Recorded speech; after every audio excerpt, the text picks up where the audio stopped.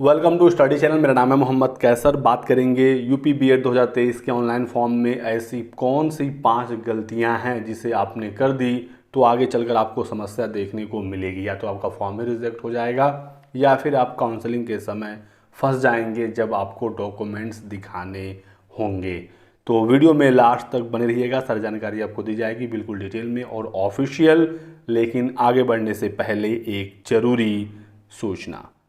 बात करेंगे Uttar Pradesh BEd entrance exam 2023 की बेस्ट बुक के बारे में जो चक्षु प्रकाशन की तरफ से आती है। देख सकते हैं स्टडी गाइड बुक आ गया है संपूर्ण पाठ्यक्रम पर, जहां पर 6 आपको सॉल्व पेपर मिलेंगे। 2700 से ज़्यादा महत्वपूर्ण प्रश्न इसमें हैं। बिल्कुल नए लेटेस्ट सिलेबस के आधार पर इसे तैयार किया गया है। यदि आप बीएड एंट्रेंस एग्जाम 2023 में अच्छा करना चाहते हैं तो इस बुक को चेकआउट जरूर करिएगा। स्टडी गाइड बुक के साथ साथ इनका प्रैक्टिस सेट भी आ गया है, जिसमें आपको 15 प्रैक्टिस सेट देखने को मिलेगा। 6 सॉल्व पेपर भी हैं और 3900 से ज़्यादा महत्वपूर्ण प्रश्न हैं बहुविकल्पी। डिस्क्रिप्शन बॉक्स में लिंक दिया गया है यदि आप इसे खरीदना चाहते हैं ऑनलाइन, और यदि आपको ऑफलाइन लेना है मार्केट से तो वहाँ पर भी ये बुक ईजिली अवेलेबल हो जाती हैं। सबसे पहले दोस्तों आपको जो भी डिटेल भरनी है अपनी पर्सनल, वो आपको 10th की मार्कशीट के अकॉर्डिंग भरना है। आपका नाम, father name, mother name, date of birth वगैरह जो भी चीज़ें हैं 10th की मार्कशीट के अकॉर्डिंग भरेंगे। अपने नाम के पहले या फादर मदर नेम के पहले कोई भी मिस्टर मिसेज का यूज़ नहीं करना है। मोबाइल नंबर और मेल आईडी आपको अपना खुद का पर्सनल यूज करना है।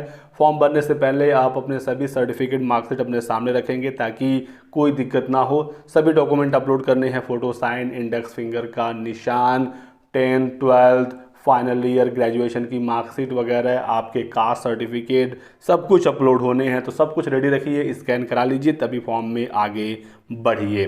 बात करते हैं 5 ऐसी गलतियां जो आप कर सकते हैं और यदि आपने की तो आपको समस्या हो सकती है। हर गलती की वजह से फॉर्म रिजेक्ट नहीं होता है, क्योंकि दोस्तों आपकी जो असली डिटेल है वो यूनिवर्सिटी को नहीं पता है। तो आप जो भर देंगे प्रोविजनली उसे एक्सेप्ट करके एडमिट कार्ड जारी कर दिया जाएगा। लेकिन दिक्कत होगी जब डॉक्यूमेंट वेरिफिकेशन होगा, तब आपका कैंडिडेचर उस समय रिजेक्ट किया जा सकता है। तो इस वजह से आपको चीज़ों को ध्यान रखना है। तो सबसे पहली चीज़ आपको अपनी पर्सनल डिटेल 10th की मार्कशीट के अकॉर्डिंग भरना है। नाम से पहले मिस्टर मिसेस कुछ भी नहीं यूज करना है और आराम से फॉर्म भरना है, हड़बड़ी में फॉर्म नहीं भरना है। यदि आप कहीं साइबर कैफ़े पर भी फॉर्म भरवा रहे हैं तो आपकी नज़र बिल्कुल स्क्रीन पर होनी चाहिए। आप साइबर कैफ़े वाले भैया के भरोसे बैठकर फॉर्म मत भरवाइएगा, नहीं तो वो गलती कर देंगे, फिर बाद में सॉरी बोल देंगे और आप कुछ कर नहीं सकते। तो सबसे पहली चीज़ कि जो भी डिटेल आप भरेंगे अपनी पर्सनल, वो 10th की मार्कशीट के अकॉर्डिंग भरेंगे। दूसरी गलती, छात्र डॉक्यूमेंट्स अपलोड में कर रहे हैं। बहुत सारे छात्र कंफ्यूज हैं। फ़ोटो दोस्तों आपको बिल्कुल रिसेंट अपलोड करना है, पासपोर्ट साइज़ अपलोड करना है। 25 से 50 KB के बीच में आपका फ़ोटो होगा तो अपलोड हो जाएगा।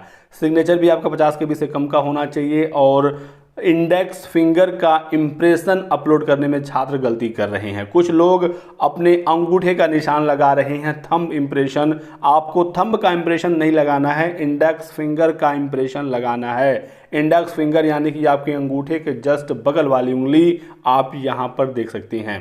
तो इसका ध्यान रखना है, एक ही पेज पर दोनों इंडेक्स फिंगर के निशान लगेंगे। तो इस तरीके से आपको ये फाइल तैयार करनी है, देख लीजिए। और 50 KB से कम का ये भी हो तो अपलोड कर दीजिए। तीसरी गलती यहाँ पर है, बहुत सारे छात्र गलती कर रहे हैं। चौथी चीज़ दोस्तों, आपको अपने जाति प्रमाण पत्र अपलोड करने हैं। यदि आप OBC SC ST हैं या PWD कैंडिडेट हैं तो आपको अपने कास्ट सर्टिफिकेट को अपलोड करना होगा और आपका कास्ट सर्टिफिकेट 2020 के बाद का बना होना चाहिए। मैं आपको नोटिफिकेशन में दिखा देता हूं। ये है यूपी बीएड 2023 का ऑफिशियल नोटिफिकेशन। फॉर्म कैसे भरना है पूरा डिटेल में जानकारी दी गई है, आप चाहें तो एक बार यहां से पढ़ सकते हैं। श्रेणी 10वें नंबर पर दिया गया है। बताया गया है दोस्तों कि जाति प्रमाण पत्र 1 अप्रैल 2020 या इसके बाद का होना चाहिए। हालांकि यहाँ पर OBC के लिए कहा गया है, लेकिन आप SC ST हैं और इस कंडीशन में भी आप 2020 के बाद का लेटेस्ट बनवा लेंगे तो आगे समस्या नहीं होगी।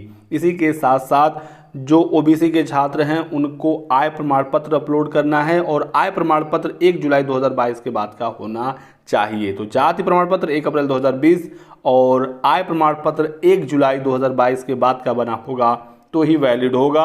इसका आपको ध्यान रखना है, नहीं तो आपका अभ्यर्थन निरस्त कर दिया जाएगा। इसी के साथ साथ जो अदर स्टेट के कैंडिडेट हैं वो अनारक्षित श्रेणी में फॉर्म भरेंगे, वो रिजर्व नहीं माने जाएंगे। आप अपने स्टेट में ओबीसी हो, एससी हो या एसटी हो, उत्तर प्रदेश में आपको जनरल से ही फॉर्म भरना होगा। इसी के साथ साथ जो उत्तर प्रदेश की विवाहित महिलाएं हैं उनका जाति प्रमाण पत्र और आय प्रमाण पत्र पिता पक्ष से ही निर्गत होना चाहिए। तो इसको लेकर भी काफ़ी स्टूडेंट कन्फ्यूज़न में रहते हैं कि पति पक्ष का होगा या पिता पक्ष का होगा। तो विवाहित महिला हो या अविवाहित महिला हो, जाति और निवास पिता पक्ष से ही बनेगा, पिता के नाम से बनेगा। तो ये डाउट अब आपका क्लियर हो गया। तो आते हैं वापस हम लोग वेबसाइट पर और आपको यहाँ पर अपने सभी डॉक्यूमेंट्स अपलोड करने हैं। बिल्कुल ध्यान से अपलोड करना है एक एक डॉक्यूमेंट। जैसे कि फ़ोटो आप देखिए, बिल्कुल इस तरह का पासपोर्ट साइज़ फ़ोटो होना चाहिए, बैकग्राउंड वाइट रखिए और साफ़ सुथरा फ़ोटो आप यहाँ पर अपलोड करिए। 50 KB से कम का होगा, आराम से अपलोड होगा, आप यहाँ पर देख सकते हैं। प्रीव्यू करके आप चेक भी कर सकते हैं। सिग्नेचर आप अपलोड कर दीजिए, ब्लैक पेन से वाइट पेज पर सिग्नेचर करें और अपलोड कर दें, आराम से अपलोड होगा। 50 KB से कम का फाइल होना चाहिए। प्रीव्यू पर क्लिक करके आप देख भी सकते हैं। तो ये तरीका हुआ। फिर आप यहाँ पर देखिए इंडेक्स फिंगर का इम्प्रेशन, अपलोड पर क्लिक करिए, अपलोड हो जाएगा। प्रीव्यू क्लिक करके आप देख सकते हैं। तो अंगूठे का निशान नहीं लगाना है, इंडेक्स फिंगर का निशान लगाना है। और इस वाले सेक्शन में आपको एक मार्कशीट या सर्टिफिकेट अपलोड करनी है यदि आप उत्तर प्रदेश से हैं और उत्तर प्रदेश से ही आपने पढ़ाई की है। ऐसे कंडीशन में आप 10th का या 12th का या ग्रेजुएशन का या तो मार्कशीट या तो सर्टिफिकेट अपलोड कर दीजिए। और यदि आप उत्तर प्रदेश के हैं और पढ़ाई आपने यूपी से बाहर की है तो आपको ऐसे में आपको यूपी का निवास प्रमाण पत्र अपलोड करना होगा, क्योंकि यहाँ पर साफ साफ ये लिखा गया है कि 10th 12th या ग्रेजुएशन आपका यूपी से होना चाहिए। तो आप अपलोड कर देंगे।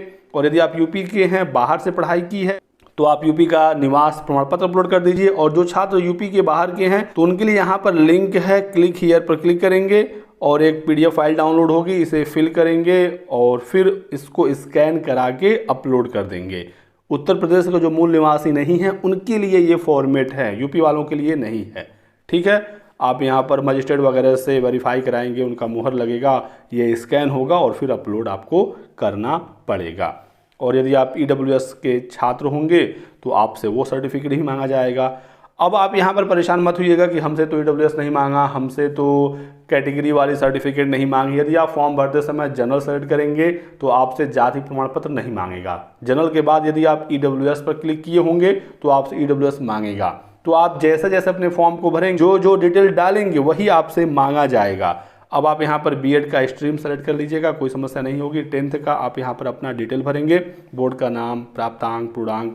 यहाँ पर आपको ध्यान रखना है 5वीं गलती यहीं से संबंधित है। 10th का पासिंग ईयर भरना है और यहाँ पर आपको 10th की मार्कशीट या सर्टिफिकेट कह रहा है अपलोड करना होगा, लेकिन ध्यान ये रखना है कि उस पर डेट ऑफ बर्थ बिल्कुल मेंशन होना चाहिए। तो मैंने यहाँ पर अपलोड कर दिया।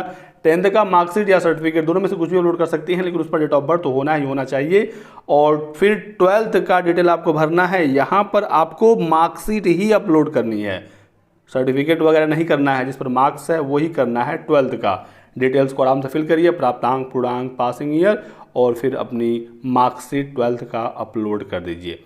फिर ग्रेजुएशन वाले सेक्शन में आप अपने ग्रेजुएशन की डिटेल भरेंगे और यहाँ पर भी आपको अपनी मार्कशीट अपलोड करनी है। अपीयरिंग वाले भी फॉर्म भर सकते हैं, लेकिन फाइनल ईयर अपीयरिंग होना चाहिए और पास हैं तो भर ही सकते हैं। स्ट्रीम वगैरह सेलेक्ट करेंगे और आप अपने फाइनल ईयर की मार्कशीट अपलोड करेंगे। 3 साल का है तो 3rd ईयर यानी कि BA BSc जैसे होता है। यदि आपका 4 साल का ग्रेजुएशन है जैसे कि बीटेक है तो फाइनल ईयर 4था ईयर होगा, तो उसकी आप मार्कशीट अपलोड करेंगे। और अपीयरिंग वाले छात्र फॉर्म भर सकते हैं, लेकिन जब काउंसलिंग होगी तो उस समय तक आपका फाइनल रिजल्ट आ जाना चाहिए। तो ये रही दोस्तों कुछ बहुत ही महत्वपूर्ण जानकारी। वीडियो पसंद आया तो लाइक और शेयर जरूर कर दीजिएगा। चैनल को सब्सक्राइब करके बेल आइकन दबा लीजिए ताकि आपको इसी प्रकार की सभी लेटेस्ट और ऑथेंटिक इन्फॉर्मेशन मिलती रहे। Thanks for watching.